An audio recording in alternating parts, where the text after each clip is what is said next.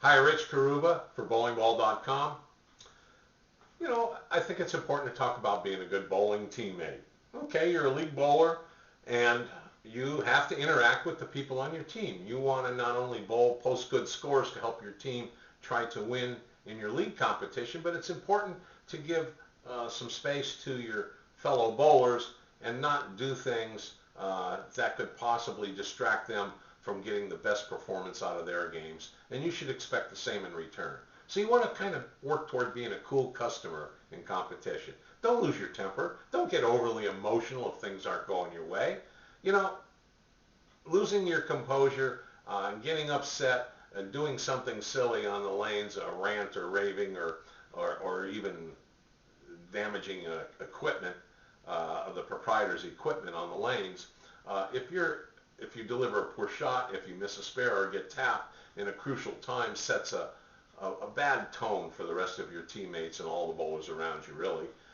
Instead, get a possible example. Give a possible example so others on your team don't have to listen to profanity or listen to the bowling ball return unit being kicked or a towel being tossed in anger or some other such action which is developed from your frustration or your anger at results or your own bowling miscues.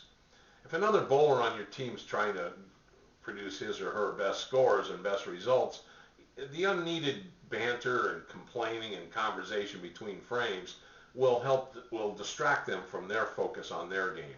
So be aware of that. It makes no sense to rattle your own teammates. If you're having a bad day, maybe they can pick you up and you can still win as a team. Team competition is about all the members working together collectively as one unit. And although some leagues or tournaments reward bowlers who win a match point against a given opponent, you're still in the business of trying to win a point for your team, not just for yourself. So keep that in mind. And try and encourage your teammates, even if things aren't going their way or the other team's way, or your whole team's way. If you're not one to be prone to being a cheerleader and you simply pat on the back or just a kind word or can pick up the spirits of your teammate, you don't have to go crazy with a rah, rah, rah. Just make sure they know you're behind them and you acknowledge the fact that they're working hard to try to produce a good result. In fact, at the beginning of a league session before you bowl, let's say in a team tournament, have a brief meeting with your teammates and ask each bowler to share their views about conduct and what they expect and the team spirit and the plan of action or competing in an event over a long league season.